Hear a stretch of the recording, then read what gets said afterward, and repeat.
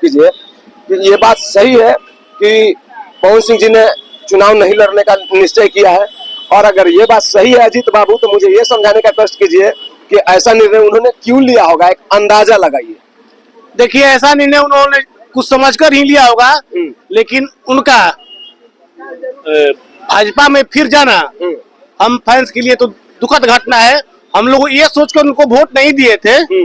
हम लोग भाजपा के सच्चे सिपाही हैं, लेकिन उनको जनता ने वोट दिया, लेकिन उन्होंने जनता के साथ बेईमानी किया है। अच्छा, ये बेईमानी किस तरीके से, आप इसको थोड़ा सा आप व्याख्या कर दीजिए कि ये बेईमानी किस तरीके से काराकाट वासियों के लिए हुआ। जब मान लीजिए उनको उस समय टिकट आसनसोल देकर पार्टी ने लौटा लिया, फिर उनको 5 साल वेट करना चाहिए था।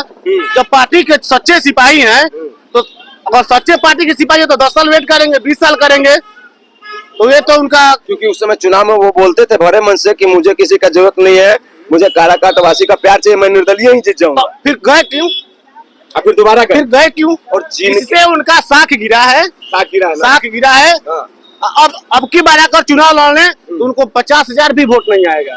अच्छा, दूसरा सबसे बड़ा बात ये भी हो गया कि इलेक्शन के बाद उनकी धर्मपत्नी, ठीक है, वो हमेशा काराकाट में घूमती रही, लेकिन पवन सिंह जी कभी नजर नहीं आए। ये भी एक उनका साख गिरने वाला बात हो सकता है। अब दूसरा मुझे ये भी समझाइए भैया कि आखिर एक दिन पहले गले लग रहे थे आदरणीय उपेंद्र कुशवाहा जी के साथ और माननीय अमित शाह जी के साथ मिलकर उनका बैठक हुआ था। जाहिर सी बात है, राजनीति में ये सब चीज बेवजह नहीं होता है, चुनावी बातें हुई होंगी। अब दूसरे दिन में अब ऐसा देख लीजिए, अब वो क्या बोलेंगे, उनका रिप्लाई आएगा। मैं बोल देता हूँ कि मैंने अपने धर्मपत्नी की वजह से ये चुनाव छोड़ दिया। ऐसा नहीं है। देखिए, अगर उनसे ज्योति जी को नहीं रखना था तो उनको चुनाव में नहीं घुमाना चाहिए था। उस समय भी प्रकरण चल रही थी कोर्ट में, सिंदूर भी डाला गया और इसके बाद सिंदूर भी डाला गया है। तो ये तो इमोशनल ब्लैकमेलिंग हुआ, ये सब जनता जानती है। मैं एक बेटी समाज दुखी होगा कि नहीं उनसे? बेटी समाज ही नहीं, एक पिता भी दुखी है, एक भाई भी दुखी है। हर कोई एक पिता है, एक भाई है, पति बाद में है, सभी जनता दुखी है। ऐसा हरकत से पवन सिंह का स्टारडम बुझेगा कि नहीं?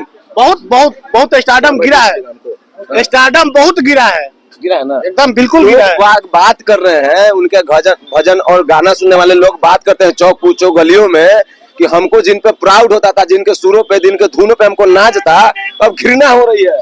हम लोग खुद हतप्रभ है, हम लोगों को खुद घृणा हो रहा है कि हम लोग लोकसभा चुनाव में इतना बड़ा निर्णय लिए। फैंस के लिए तो दुख की बात है ही। आप लोगों ने सर्वस्त्र न्यौछावर करके लोकसभा के चुनाव में मदद किया था उनको, ये मैं जानता हूँ, गली गली घूमा था तो लेकिन वो विचारधारा और वो मतलब दिल टूट गया इस बार। बिल्कुल टूटा है। हम कह रहे हैं जब भी चुनाव लड़ेंगे तो उनको मुश्किल ही होगा कहीं से, खास करके काराकाट से। काराकाट में तो सवाल नहीं है, खड़ा भी नहीं हो पाएंगे ना। तो पार्टी का चुनाव में खड़ा होंगे, लेकिन एक मर्यादित तरीके से सुसज्जित ढंग से खड़ा नहीं हो पाएंगे, शरीर को लेकर खड़ा नहीं हो पाएंगे। लोग उनको वोट भी नहीं देगा।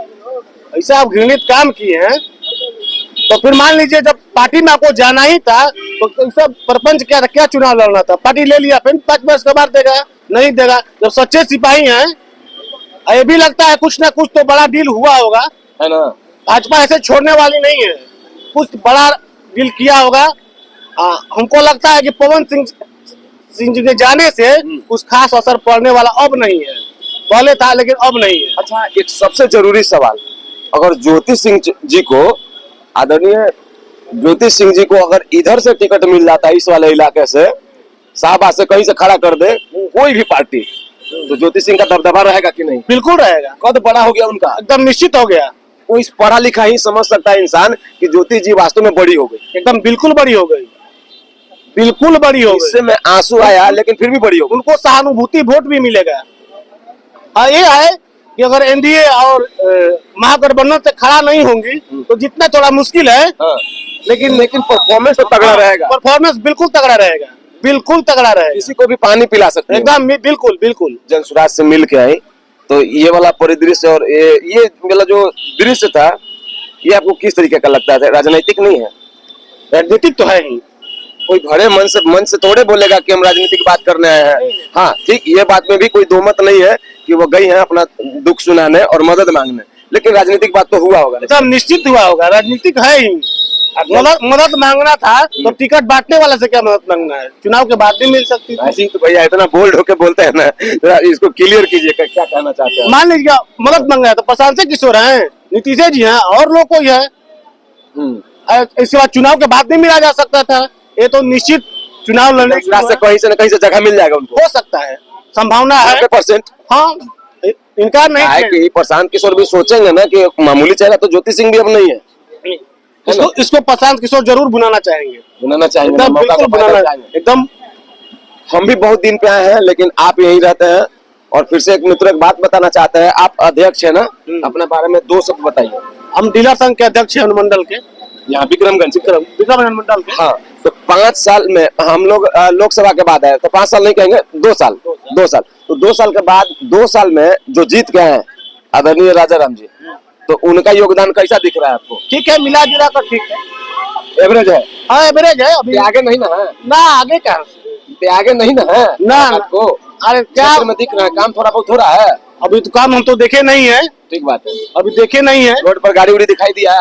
गाड़ी इतना बड़ा क्षेत्र का गाड़ी देखा है। अच्छा, वर्तमान विधायक के बारे में कुछ कह दीजिए, उनका परफॉर्मेंस कैसा है? जेडीयू से है ना अरुण जी? नहीं माले से। अरुण जी वर्तमान जो 2020 में जीत गए हैं वो माले से, सीपीआई के हैं। हाँ, CPI। अच्छा, तो वो कैसे हैं, मतलब उनका परफॉर्मेंस कैसा है? परफॉर्मेंस कोई खास नहीं है उनका। हम लोग उनका तो कहीं बोर्डो नहीं देख रहे हैं। संतुष्ट नहीं? ना संतुष्ट कहाँ से, बिल्कुल कहीं बोर्ड नहीं दिख रहा है। आते हैं एक दो लोग को घूमते हैं फिरते हैं, तो कोई उनका वो है नहीं। अच्छा, साथ साथ लगे हाथ ये भी बता दीजिए कि बीजेपी माफ कीजिएगा, वही मान लीजिए, लेकिन एनडीए का कौन सा चेहरा होगा आपकी यहाँ से? अभी खास करके विक्रम, अभी देखिए कहा नहीं जा सकता, अंदाज लगाइए। अभी तक कोई यही क्लियर नहीं है कि किस पार्टी को सीट जाएगा। रामविलास जी के लड़के लड़ेंगे, एनडीए से आएगा कोई, तो एनडीए से आएगा। देखिए जो भी आएगा हम यही गुजारिश करेंगे, चेहरा बदलना चाहिए, चेहरा बदलना चाहिए, नहीं तो एनडीए को मुश्किल भी है यहाँ पर।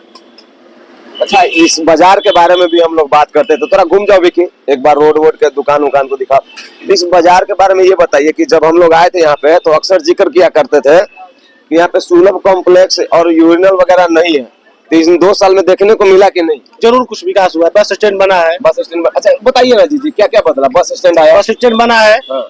इसके बाद यूरिनल भी बना है 2। अच्छा, मतलब ये वाला वाटर, जब हम लोग मिले थे तो नहीं था, वाटर ट्रीटमेंट वगैरह लगा है। ठीक बात है। किनके सौजन्य से हुआ होगा ये? नगर परिषद के ही शासन से होगा। ठीक बात। और ये बताइए कि अगर इतना तो तय है, हम लोग ये भी नहीं कह सकते कि पवन सिंह चुनाव नहीं लड़ेंगे, ये बात तो सुनने में आया, देखने में भी आया, लेकिन ये भी तो हो सकता है ना कि इतना जल्दी मैदान छोड़ने वाले नहीं है वो, तो कहीं दूसरा जगह से जगह तलाश। चुनाव से तो बड़ा इनाम उनको मिल गया, अब उनको वाई कैटेगरी का सुरक्षा मिला है, ये चुनाव से कम है। अच्छा, वाई कैटेगरी का सुरक्षा विपक्ष वाला नहीं बोलेगा कि पवन सिंह ज्वाइन करते ही मतलब आखिर किस आधार पर दिया गया, क्यों? अरे बीजेपी है, बस इसमें दाग नहीं लगता है, जो इसमें आता है वो दाग इसका धुल जाता है। कि वायु श्रेणी का सुरक्षा किसको दिया जाता है? जिस पर जान का खतरा होता है उसको दिया जाता है। पवन सिंह पर जान का खतरा है? हो सकता है उनकी पत्नी से किसको खतरा हो सकता है, अभी बताइए। हम तो नहीं सुना किसी के पत्नी से, लेकिन आज तो ट्रेंड चल रहा है, हो सकता है। 2 शब्द कह दीजिएगा।